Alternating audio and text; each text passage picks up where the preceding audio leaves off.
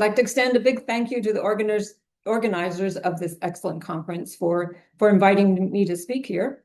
It's a genuine pleasure to be among such esteemed professionals presenting at this conference.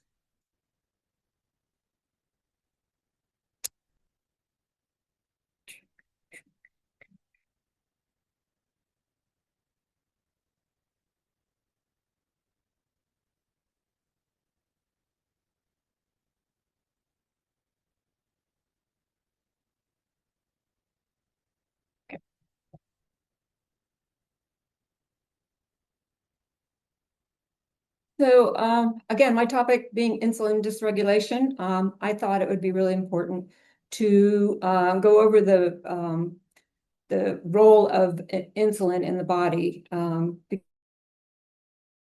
disturbances. So I'd like to start my presentation with normal insulin regulation.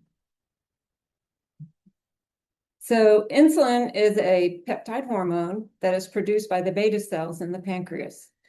It plays a central role in maintaining normal blood glucose levels and energy balance. When carbohydrates are consumed and digested in the small intestine, the resulting glucose causes a stimulation of the pancreas to release insulin into the bloodstream to help take care of that glucose. The higher the blood glucose, the more insulin is released. Insulin's role is to promote uptake of glucose by the insulin-sensitive cells in the body, in skeletal muscle for glycogen formation, and in adipose tissue where it's converted to triglycerides for fat storage. Glucose is also stored in the liver as glycogen. So insulin promotes storage of glucose and suppresses hepatic glucose production, which is termed gluconeogenesis and then also glycogenolysis. When blood glucose falls, insulin secretion decreases, which allows the liver to release glucose into circulation and the adipose tissues to mobilize fatty acids for energy.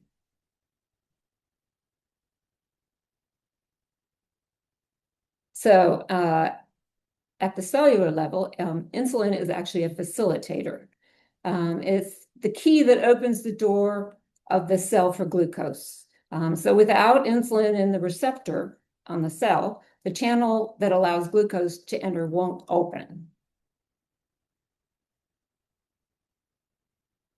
So what's controlling all of these actions? Well, in the intestinal wall, or when the intestinal wall senses presence of glucose and amino acids in the lumen, it activates the enteroendocrine cells to produce glucagon-like peptide 1, which is GLP-1, and glucose-dependent insulinotropic polypeptide, which is GIP. And these incretins travel to the pancreas to stimulate the beta cells to produce insulin and suppress production of glucagon in the alpha cells. These incretins have other functions in the body, like delaying gastric emptying, promoting satiety and appetite regulation, as well as contributing to lipid metabolism.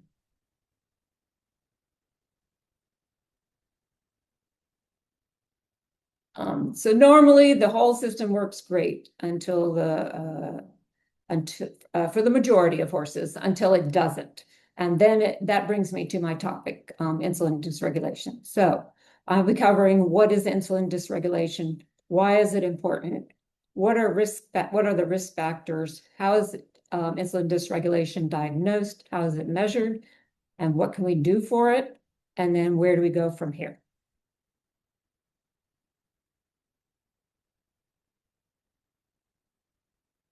So what is insulin dysregulation? Basically, insulin dysregulation is impaired glucose and insulin metabolism. So more specifically, many things can go wrong between the consumption of carbohydrates in the diet and the storage of glucose into the cell. Primarily, there is a disconnect with insulin and the receptor on the cell that opens the door for glucose to enter. Interestingly enough, in the horse, the lamellae in the hoof express abundant insulin receptors and GLP-1 receptors, which makes those tissues extra receptive to insulin.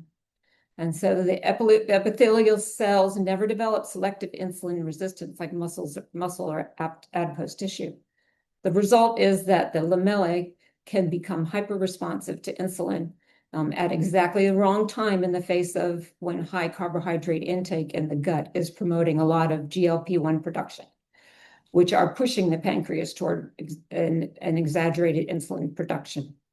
So when insulin spikes, the tissue resistance can be high in muscle tissue, and adipose tissues might be ignoring it. But a lot of the result is a lot of insulin going to the hyperreceptive lamellae, which can result in laminitis. So that's why it's important.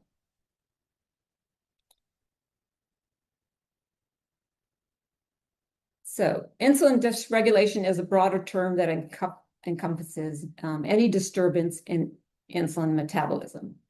So this can happen as hyperinsulinemia, which is in the circulation, the circulation of an inappropriate amount of insulin, which can be persistent or intermittent. So basal hyperinsulinemia is when there are persistently inappropriately high concentrations of insulin in circulation, and postprandial hyperinsulinemia is when there is an intermittent exaggerated insulin response to carbohydrate ingestion. And tissue insulin resistance is the inability of tissues to respond adequately to insulin.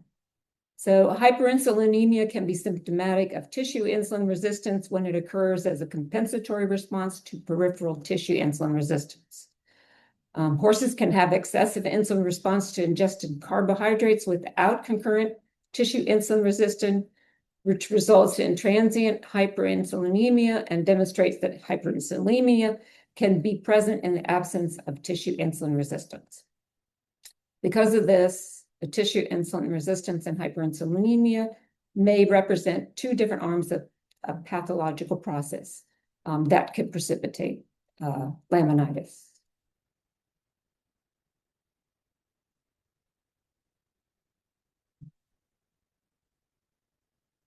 So in horses, insulin dysregulation is associated with impairments of glucose, lipid, and energy homeostasis, as well as disturbances in the regulation of body fat distribution.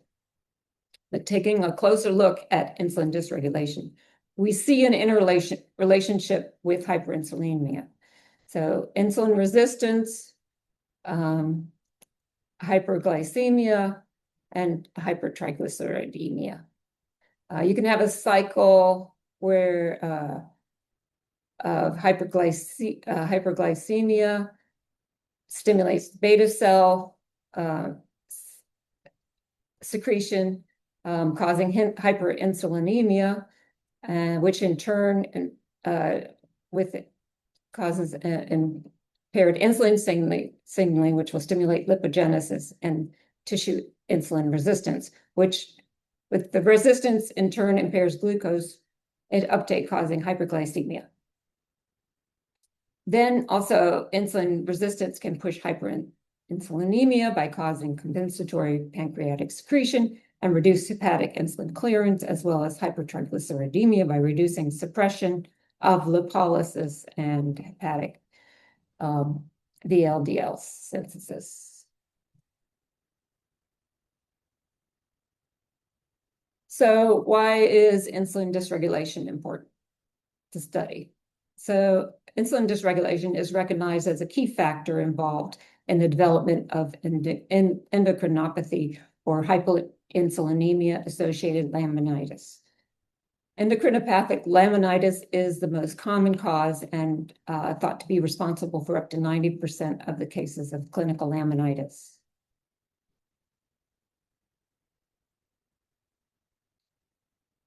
So what are the risk factors that increase the chance of a horse having insulin dysregulation? Well, there are several factors that can contribute to the development. For example, genetic inheritance can have these horses' genetic inheritance of insulin dysregulation. Second, obesity can cause things to go awry with insulin regulation, primarily because of the inflammatory nature of adipose tissue. And then third, diet high in carbohydrate and protein can be a major driver in the development of insulin dysregulation. Fourth, exercise, well, actually lack of it and lack of spontaneous movement can affect insulin sensitivity. And with many horses that develop PPID, the pituitary pars intermediate dysfunction, develop insulin dysregulation. So, and further, systemic illness, severe stress, pain, or extended fasting have also been found to cause temporary insulin resistance. So it's well recognized that several breeds of horses and ponies can have a predisposition to insulin dysregulation. It's often the easy keeper type that's prone to obesity, like ponies, cold-blooded horses, Iberian horses, Nordic horses, and the like. Basically horses that evolved with sparse or poor quality roughages. So, for example, Bamford et al., when he was looking at insulin sensitivity to either a high carbohydrate diet or a high fat diet in 3 different distinct breeds, standardbred horses, ponies, and Andalusians, they found that even on control diets and high fat diets, there was a difference between breeds in several indices of insulin sensitivity, but specifically the horses and ponies on high carbohydrate diet had a dramatically depressed insulin sensitivity.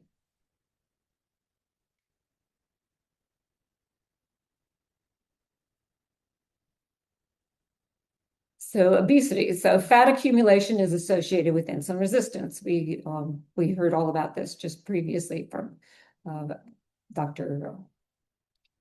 in the previous speaker. So it's associated with insulin resistance, hyperinsulinemia, and dyslipidemia. It's not that all obese horses are insulin dysregulated, but many are, and there are also skinny horses that can be insulin dysregulated. Now, in the presence of excessive amounts of adipose tissue, and as adipocytes enlarge, they can become dysfunctional and produce inflammatory cytokines and depress adiponectin production, which is the hormone that improves insulin sensitivity. The inflammation interferes with insulin receptor signaling, and the tissues become more insulin resistant. Then the pancreas compensates by producing even more insulin. So in this elegant study by Ribeiro, where they induced obesity in manga larga horses in Brazil, they found that by 90 days, there was already an increase in circulating insulin, but a more dramatic increase happened by 150 days, where they found higher circulating glucose and insulin as well as an increase in insulin resistance.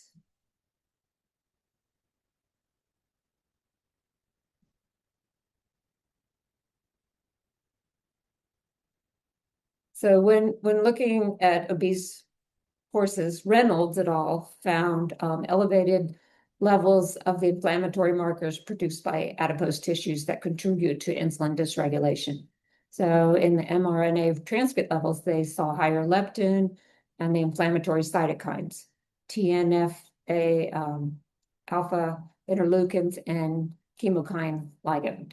So this suggests that the regional fat cells themselves are contributing to insulin dysfunction in obese horses with insulin dysregulation. So here's some of the more interesting things that have come out in recent studies. So there's been a particular attention paid to the tolerance of insulin dysregulated horses to non-structural carbohydrates, starches and sugars in the diet. And an interesting study by Macon, they looked at finding the threshold of how much starch and sugar an insulin dysregulated horse can tolerate safely.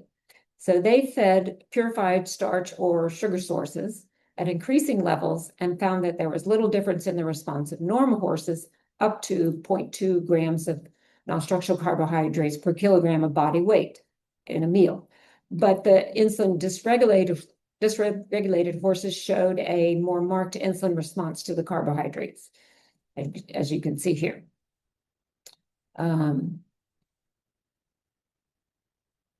There was no difference in between non-ID insulin dysregulated and insulin dysregulated horses when they ingested less than 0.1 NSC per kilogram of body weight. And from that level, then they suggested that the threshold was probably right there around 0.1 gram of NSC per kilogram body weight per meal for insulin dysregulated horses. So keep in mind that the researchers in this study used purified sources of starch and sugar, which would have the highest absorption. So true thresholds may be a little higher for less processed carbohydrates like whole grains, but we don't have any research on that exactly right yet. Regardless, the previous recommendation for acceptable levels was 1 gram of starch per kilogram per body weight per meal, which is 10 times their recommendation. But that previous recommendation was also determined in normal horses.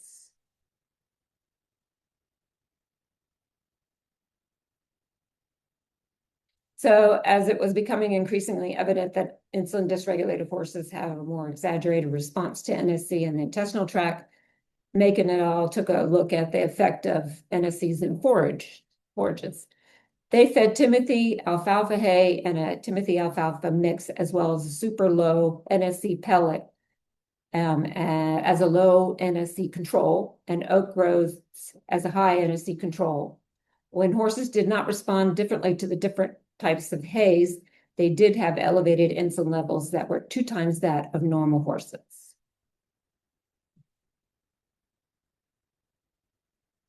Further in the study, when they looked at delta insulin between the normal and ID horses in response to different hays, they did see a significant difference, although small. Take note that the response to 60% starch oat groats was quite exaggerated in ID horses in comparison to normal horses. In a follow-up study where they looked at orchard grass hay, 2 different Timothy hays and alfalfa, they found that feeding forages containing more than 0.13 gram of NSC per kilogram body weight per meal may produce an augmented insulin response in insulin dysregulated horses. So this is slightly higher than the 0.1 gram of NSC per kilogram body weight recommended for the concentrate feeds, but not by much. But keep in mind that insulin response to non-structural carbohydrates is highly individual. And you can see this in the amount of variation between the horses in these studies. And that's why testing is really warranted for an individual to establish the severity of dysregulation in order to make appropriate dietary adjustments.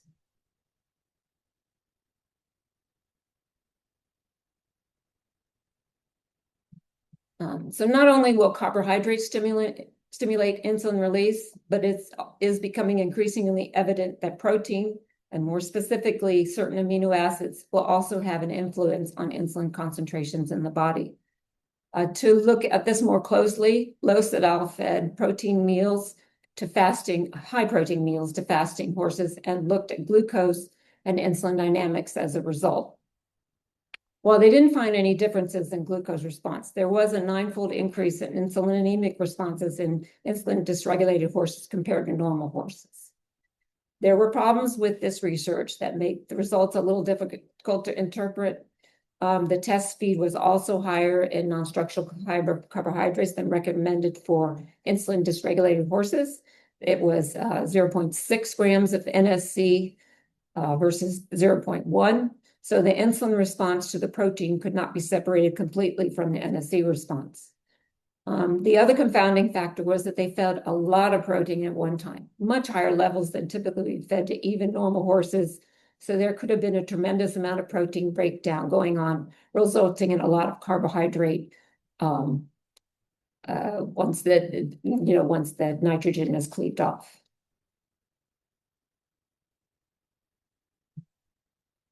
So the researchers did a follow-up study where they eliminated the confounding factors by feeding alfalfa pellets or a protein supplement, neither of which were more than 0.1 grams per kilogram body weight NSC, and a reasonable amount of protein, 0.25 grams per kilogram body weight. This research confirmed the contention that protein does have an influence on insulin and insulin dysregulated horses, as they found that insulin dysregulated horses had 3 times the higher postprandial peak insulin and 2 times greater area under the curve for insulin than non-insulin dysregulated horses.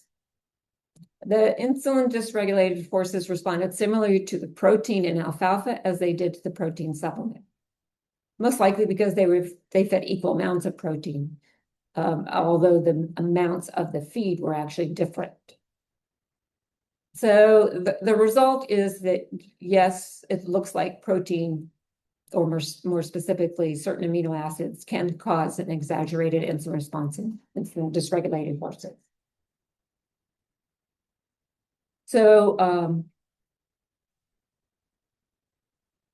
pituitary pars intermediate dysfunction of Cushing's disease is also one of the risk factors, and it is the most common endocrinopathy of aged horses, and data suggests that about 30% of the horses with PPID are also insulin dysregulated.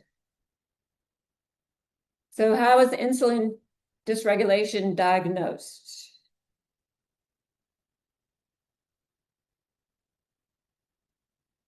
So every evaluation of a horse suspected to be insulin dysregulated should start with a clinical assessment that would involve getting a history of any episodes of laminitis, weight gain, and then what kind of diet the horse is currently on.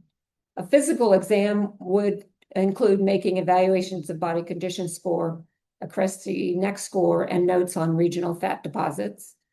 And the hoof should be evaluated, looking for the presence of growth rings, and radiographs taken if any hoof disruptions are suspected. These clinical signs alone cannot confirm or rule out insulin dysregulation, so laboratory testing is also be appropriate. The physical appearance of the horse can be associated with insulin dysregulation. Assessing insulin dysregulation can start by looking at the accumulation of body fat. The most common system for evaluating is the Haneke body conditions system that scores body fat on a scale of 1 to 9, 9 being the severely obese. Overconditioned would be around a 7, and then obesity is considered at scores of 8 and 9. And then regional adiposity is a characteristic of insulin dysregulation because certain adipocytes in different parts of the body may have a disproportionate number of receptors for insulin, which encourages the building of more adipose tissue. So one of the regions is the nuchal portion of the neck, and Carter et al. Developed a scoring system to quantitate the amount of fat accumulating on the neck. Now, this system's been used in the field to evaluate for risk of insulin dysregulation.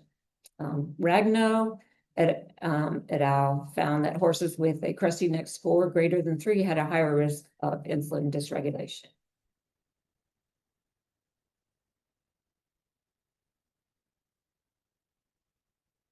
There are dynamic tests for hyperinsulinemia and tissue insulin resistance. Some tests are mostly indicative of hyperinsulinemia and then not tissue insulin resistance specifically. So basal insulin is a good start because if it is higher than 20 micro IUs per ml when fasted, or 60 when fed, then it's highly suspicious of insulin dysregulation.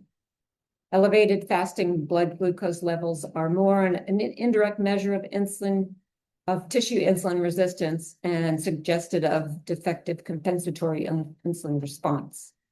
When blood levels are elevated or clinical evaluations are suggestive of insulin dysregulation, then a field test like the oral sugar test, the OST, can be used to confirm diagnosis. This is simple and only requires 2 blood samples. It uses corn syrup as a glucose source to test insulin response, and is a good screening test for postprandial hyperinsulinemia. In places in the world where there is no corn syrup, oral glucose has been the oral glucose test has been developed using dextrose syrup, either mixed into a meal of chaff and bran or in the dose syringe itself, using the same protocol as the oral sugar test. There's also been some recent research looking into developing a pellet that can be used in place of corn syrup or glucose.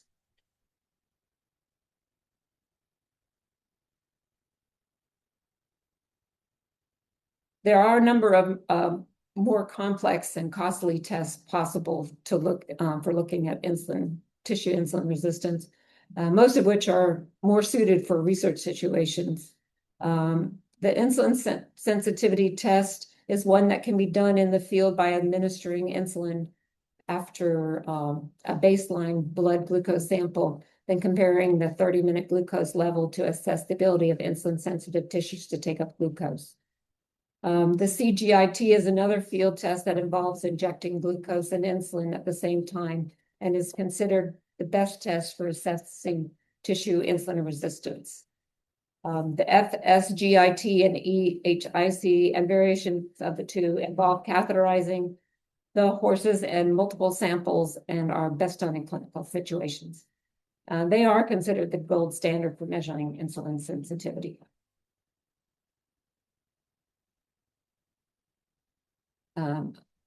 Other additional tests to confirm diagnosis could be leptin, triglyceride, adiponectin concentrations.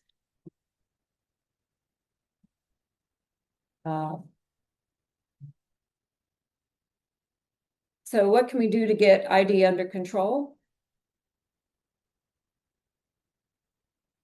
Management of insulin dysregulated horses will include weight loss if it's necessary, dietary changes, increasing exercise and free movement, and possibly supplements or medication. Weight loss, exercise, and dietary changes are key to getting insulin dysregulation under control. So a weight loss reduction program can be effective for improving insulin sensitivity in most horses. Restricting the number of calories consumed can encourage weight loss in overweight and obese horses. Removing all concentrate feed from the diet is often sufficient to get the horse to an ideal body weight if they are obese due to overfeeding. Their total caloric intake should initially be met by feeding hay in amounts equivalent to 1.5 to 2% of their current body weight. If a horse does not lose weight within 4 to 6 weeks, the amount fed should be gradually decreased over several weeks to 1.5 of the ideal body weight. However, going much lower than that or feeding less than 1% of the ideal body weight in forage per day may increase the risk of dangerous metabolic complications like hyperlipidemia, as well as exacerbating any stereotypies in the horse with insulin dysregulation. So it should be avoided. These strategies are most effective when horses are kept in stalls or dirt paddocks. Weight loss is more difficult to achieve when horses graze on pasture because consumption cannot be controlled. Improved sensitivity was seen by Aye and Yong when they put obese horses on a weight loss program and found positive changes in serum lipid profiles, the ones that are involved in the pathogenesis of insulin dysregulation.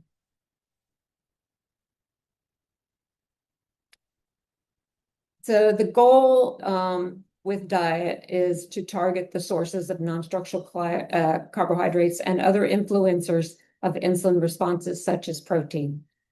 The 3 principles of dietary intervention involve reducing dietary non-structural carbohydrate content, limiting meal size, and reducing rate of consumption. So eliminate or limit grazing. In severe cases of insulin dysregulation, it could mean completely removing the affected animal from pasture. Pasture grasses are a source of variable amounts of non-structural carbohydrates, of which consumption is difficult to quantify. Pasture content changes over time in response to the growth phase and environmental stressors and season, among other factors. So the carbohydrates in pasture grass can continue to exacerbate insulin dysregulation, even when other aspects of the diet have been tightly controlled. When horses suffer from recurrent laminitis, they may require housing away from pasture indefinitely. Ideally, these animals should be maintained on dirt paddocks so they can move freely and exercise after laminitis has been controlled. Mildly affected horses can return to pasture if their insulin dysregulation is well controlled, but their axis should remain restricted when grass is going through those rapid growth phases, like in spring and fall, or during the initial frosting that can occur at the beginning of winter in temperate climates. Grazing in the early morning is most likely safer for horses with insulin dysregulation, except after a hard frost when grass accumulates sugars. Grazing muzzles can effectively control the rate of weight gain in ponies at pasture when worn for 10 hours a day, but individual responses can vary. So low NSC hay, ideally an insulin dysregulation regulated horse should be offered hay that is less than 10% NSC, so that digestion of the sugars does not cause a significant rise in subsequent insulin response. Because of the variability in NSC content of different types of hays, they should be tested for NSC to be sure it is safe to feed, especially for horses with severe insulin dysregulation. That would be resting insulin concentrations greater than 100 micro IUs per ml, and should be maintained on a stringent diet with an NSC content of less than 10%, whereas mildly affected horses can likely be fed forages that are slightly higher in NSC. Slow feeders, limiting forage intake by using slow feed hay containers or slow feeder hay nets, which are those nets that are made with smaller size openings, can extend the amount of time it takes for a horse to consume its contents, reducing the amount going into the digestive tract at one time, and resulting in delays in peak postprandial insulin concentration, from which the horse will be limited in the amount of hay that they can pull out at one time. The size of the hole in the slow feeder hay net has also been found to have an effect on the rate of consumption. With the smaller the hole, the longer it takes the horse to consume the hay. Another option for reducing the amount of hay a horse consumes at one time might be to double up or triple up regular size hay nets. And this would be an option when the small hole hay nets are not available. Ellis et al. Found that doubling and tripling hay nets dramatically increased the amount of time it took for a horse to empty the net, but noted that sometimes horses became super frustrated with the tripled net and just give up eating altogether. Soaking hay, if low NSC hay is not an option, trying to soak out some of the sugars in the hay can be done. Soaking hay for 60 minutes in cold water or 30 minutes in hot water can decrease its non-structural carbohydrate content by up to 30%. Warmer soaking water can result in an effective leaching from the forage. However, this practice also accelerates microbial proliferation, which may cause hygienic problems and can make the forage less palatable.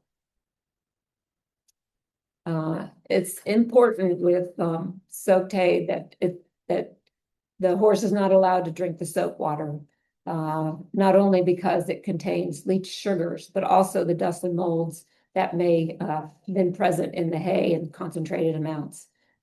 Uneaten hay should be removed after 2 to 3 hours to avoid microbial proliferation. And then a note about steaming hay. So steaming hay, while it does remove dust and mold, it does not remove appreciable amounts of sugar. So soaked hay should not be assumed to be safe steamed hay should not be assumed to be safe to feed. And lastly, no or low non-structural carbohydrate feeds. It's a good idea to control the amount of NSC that the insulin dysregulated horse may be getting from any supplemental feeds in the diet. And that includes treats, not just feed. A severely affected horse should probably not be getting any type of concentrated and maybe fine with just a vitamin mineral supplement along with their hay. Less severely affected horses can use a ration balancer, which is a concentrated low intake type feed with typically a recommended feeding rate of about 0.5 to 1 kilo a day. But it is better if it is a lower intake type ration balancer, the ones that recommend 0.25 to 0.5 kilos a day, or a lower protein ration balancer of under 20%. It's important when using ration balancers that the total recommended daily intake should be divided into 2 or more meals so that the minimal amount of NSC and protein are entering the digestive tract at one time. Management of lean horses with insulin dysregulation can be challenging because you need to supply them with more calories, but you don't want to exacerbate the insulin dysregulation. So feeding a commercially available low sugar, low starch, low NSC pelleted feed can be an option. However, the NSC of content of these feeds can vary, and the severity of insulin dysregulation must be considered when selecting a particular product. If the fat and fiber are the safer sources of calories than non-structural carbohydrates for horses with insulin dysregulation and that need to maintain or gain weight. Additionally, dividing the daily ration into multiple small portions and feeding hay before offering concentrates will also slow gastric emptying.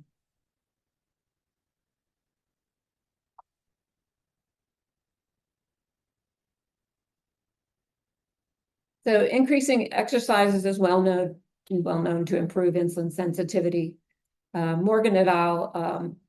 Studied individually tailored diets and exercise programs in horses with insulin dysregulation and found improvements in basal insulin and insulin sensitivity after 3 to 6 months of a structured program. The improvements were not seen by just changing the diet without exercise. If a horse is not found, adding this piece of the picture is more complicated and you may have to wait until the horse becomes sound enough to tolerate any activity.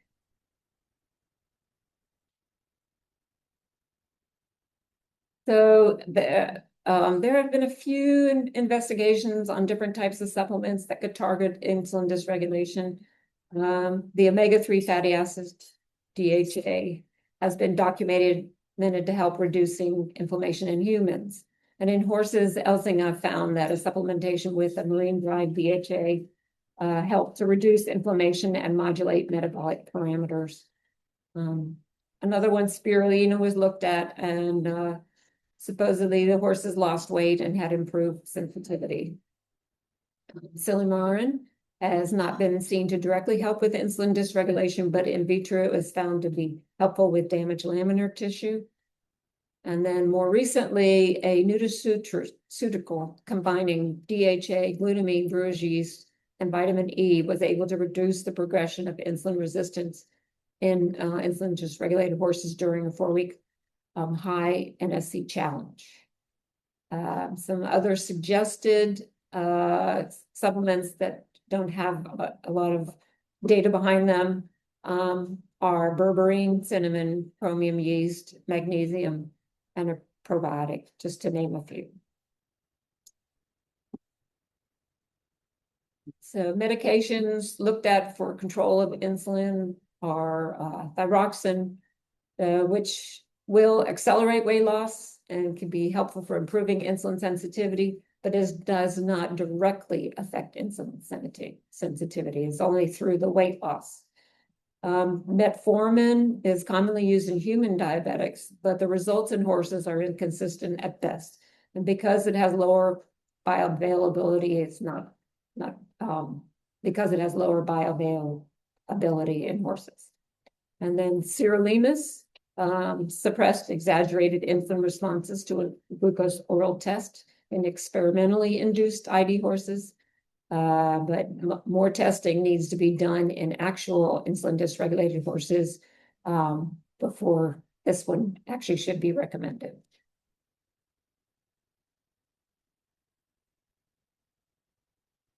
So other medications are the anti-diabetic medications, the commonly used in humans. They seem to be the most promising for lowering glucose. And they include the semaglutides and the SGLT2 inhibitors. And their action is to lower blood glucose, but they do it through distinct complementary mechanisms that influence insulin secretion and action. So semaglutide or glucagon-like peptide receptor agonist, GLP-1RA acts like incretins, pushing the pancreas to make more insulin when there are elevated glucose levels and inhibit glucagon secretion. So it does not mobilize more glucose.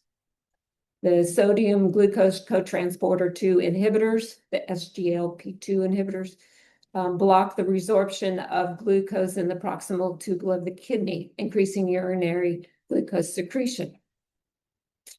And then the peroxisome proliferator activated receptor gamma agonists, the PPAR gamma, are used to control insulin by activating PPAR gamma in adipose tissue, which reprograms fat storages, reduces harmful free fatty acids, and enhances insulin signaling in multiple tissues, ultimately improving whole body insulin sensitivity.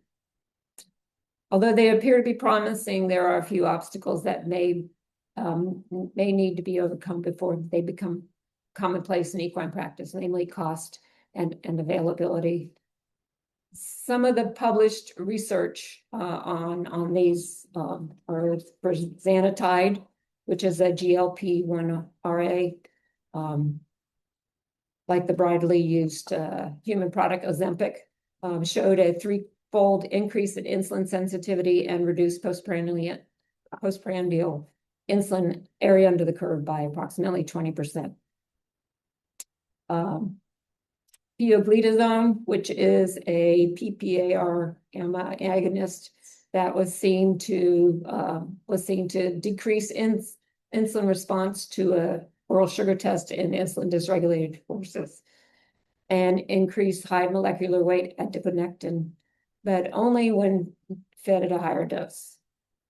And canagliflozin is a SGLT2 inhibitor, and that was looked at in a case study and seen to lower blood glucose and insulin levels and reduce fat pads and eliminate pain in refractory and laminated cases. Then the most recent study was with velagliflozin, which is also a SGLT2 inhibitor, and that was seen to decrease resting insulin and glucose concentrations and then reduce body condition score moderately. So where do we go from here? Well, we could, I think that we need to do more research into carbohydrate and protein intake thresholds, as well as any other dietary components that might be driving glucose or insulin production. We need more research on and testing on novel supplements and medications for glucose control. And we're still working on refining the current recommendations for improving the lives of our horses and ponies. So in conclusion, control of glucose and insulin is key to resolving dysregulation. Interventions of modifications to the diet to control excessive carbohydrate and protein intakes and to promote weight loss when needed, and increasing exercise and free movement. Monitoring progress, and when these fail to help, There are alternatives such as supplements and medications. Muchas gracias por su atención.